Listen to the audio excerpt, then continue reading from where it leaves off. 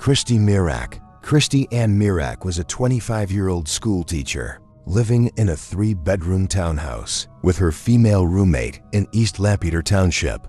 On December 21, 1992, Christy woke up to get ready for work. Her roommate had already left for work. As she was about to leave her apartment, a man grabbed and shoved her back inside her apartment. At 9 a.m., when Christy didn't show for school, the school principal, Harry Goodman, called her home. But no one picked up her phone. He tried to call her again a few minutes later, but got no reply.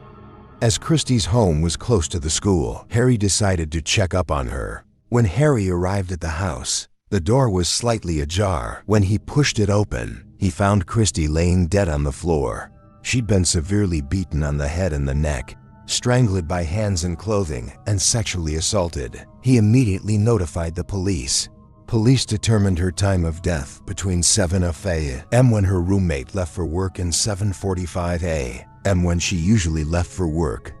There was no sign of forced entry, and Christy had been beaten with an object sourced from inside the house. DNA in the form of semen was collected from the crime scene. Investigators said Mirack either knew her killer or opened the door expecting to see someone else. There was suspicion around a man, 20 years her senior and married, who had showed up at the elementary school with flowers for her the day after she was killed and told school officials he didn't know she had died. He turned out to be Christy Mirack's secret boyfriend, but was also later cleared. In the years following Christy's murder, little progress was made in the search for her killer. A description of the suspect was released to the public. Police said they were looking for a man seen parking a medium-sized car across the street from Mirack's home and walking towards her home. They described him as a muscular white male, driving a white car and 1993 Dodge Shadow convertible and 1999 Dodge Daytona ES, or a Toyota, however. No new leads were found.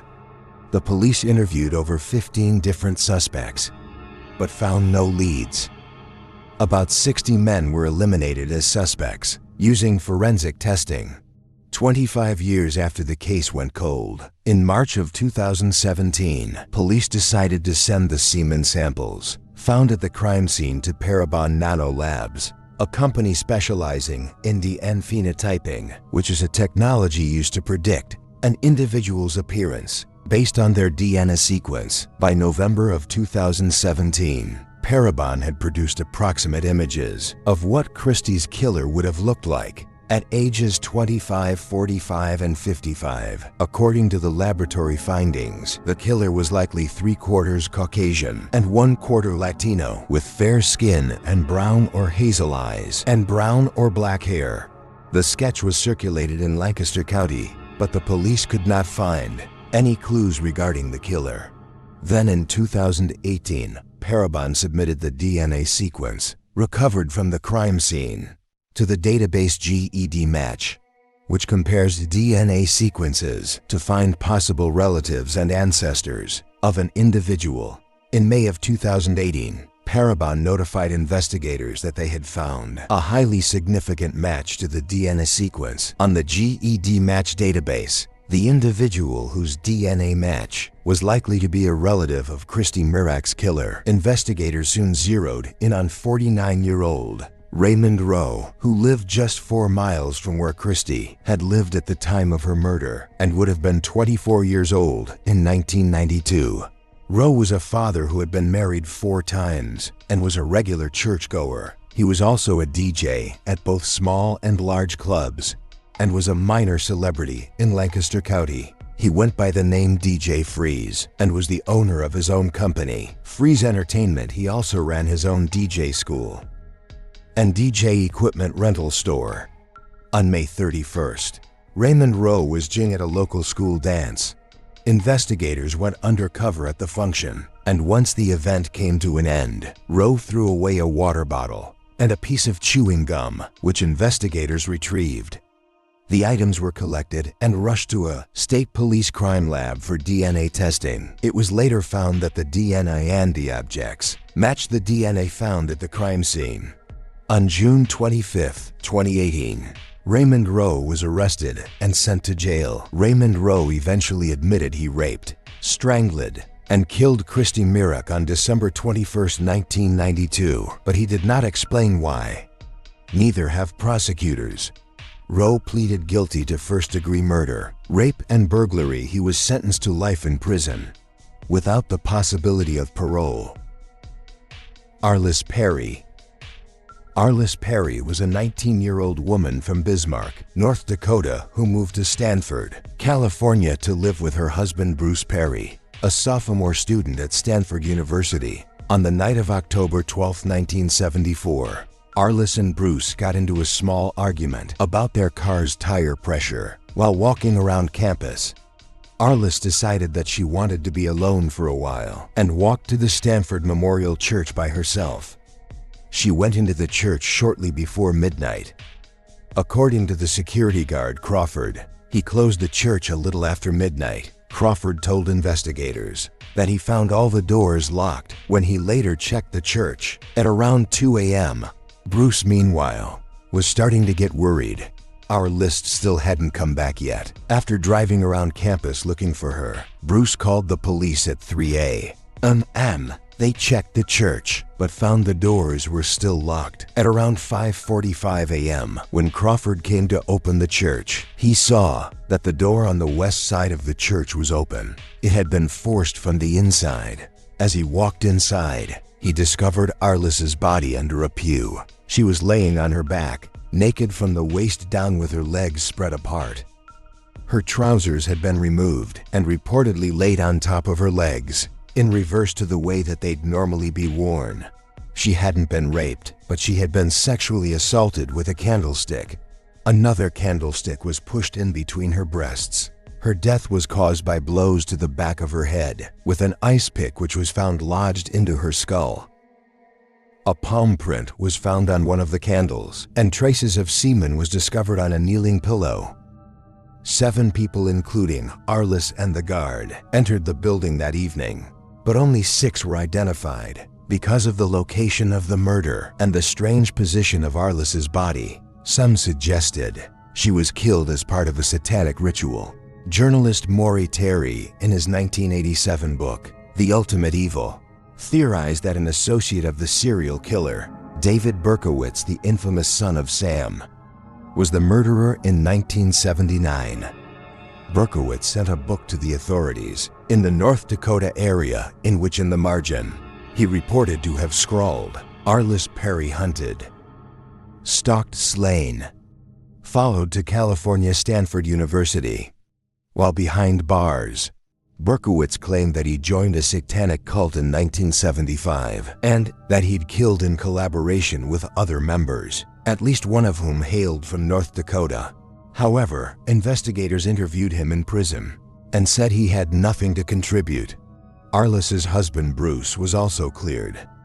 Stephen Crawford, the security guard, was interviewed and told police that on that night he locked up the church at midnight and called out into the building to make sure there were no late-night worshipers. When he received the news that Arlis was missing, he claimed to search the building and found the victim's body. Police also later obtained DNA from Crawford. However, DNA testing was not yet available in criminal cases until the mid-1980s, and it was only in the past decade that law enforcement began using more sensitive DNA tests with greater frequency.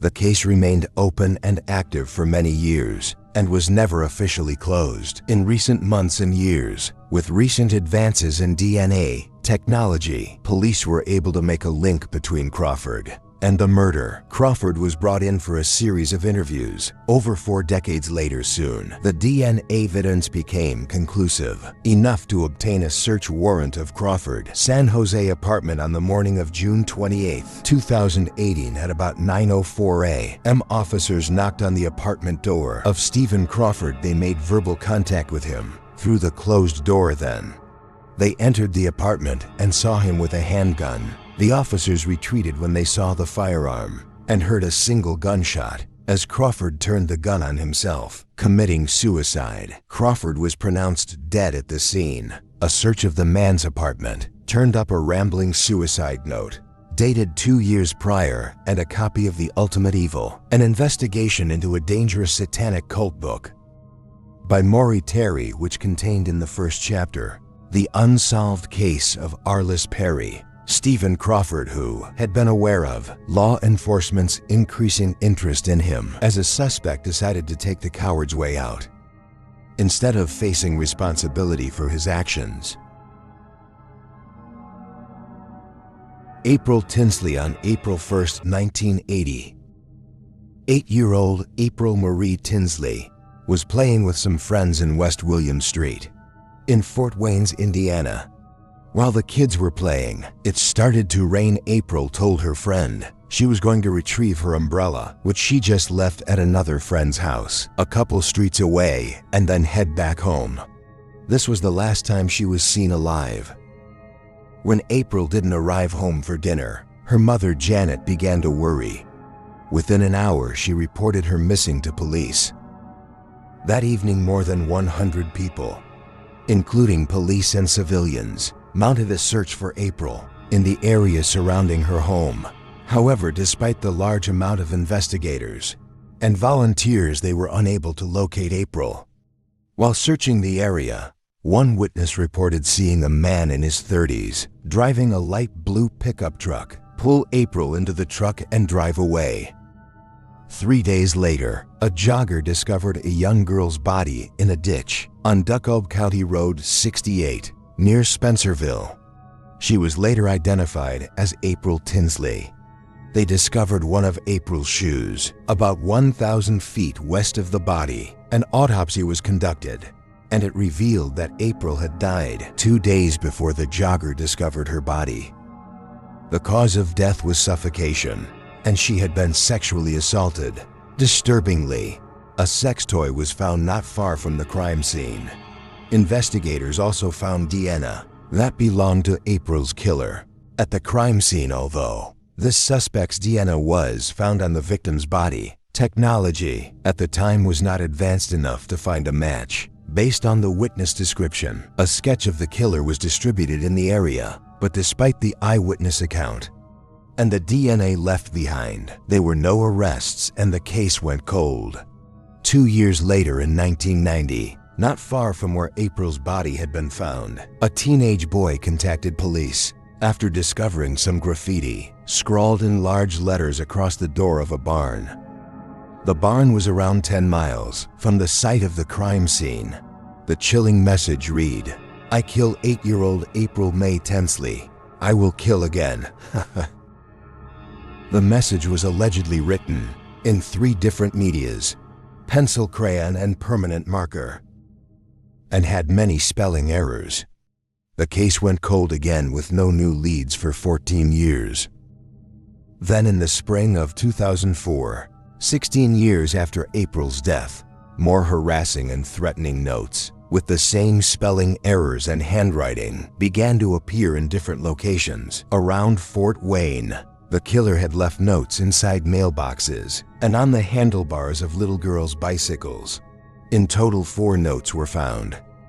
The notes were all written on lined yellow paper and were left in Ziploc bags, along with used condoms and Polaroid photos that partially showed the killer's body and him masturbating. One of the letters read as follows: "Hi honey, I've been watching you. I'm the same person that kidnapped and raped and killed April Tinsley. You are my next victim. If you don't report this to police, or I don't see this in the paper tomorrow or on the local news, I will blow up your house." A LIN profile was developed based on the samples found in the used condoms, and it proved to be a match with the DNA found at the crime scene. Despite this, there were still no suspects. In 2018, investigators sent a sample of the killer's DNA to the forensics company Parabon Nanolabs, which used the genealogy website GDmatch to identify the suspect's relatives. On July 2, 2018, the genealogist C.C. Moore narrowed down the list of suspects to 2 brothers. On July 6th, officers went through the trash of one of the suspects, John D. Miller, and recovered used condoms, which matched the DNA found on the victim. John D. Miller was immediately arrested. The investigators had reportedly asked, "Do you have any idea why we want to talk to you?" To which Miller answered, "April Tinsley." During his police interview, Miller confessed to the crime and explained what he did that day. On April 1st, 1988, he said, he abducted April while she was walking along Hokeland Avenue and brought her back to his trailer home in Grayville, where he sexually assaulted her and then suffocated her to death. After Tinsley was dead, Miller claimed he sexually assaulted her body again. The next morning he drove to DeKalb County, Road 68, and dumped her body into a ditch. The next day, he did not see any reports about the body in the news. He said he drove back to the crime scene to make sure the body was still there. It was at this time that he found one of April's shoes in his car and hurled it out the window of the moving vehicle as he passed the crime scene. On December 21st, 2018, he was sentenced to 80 years in prison, 50 years for murder, and 30 years for child molestation.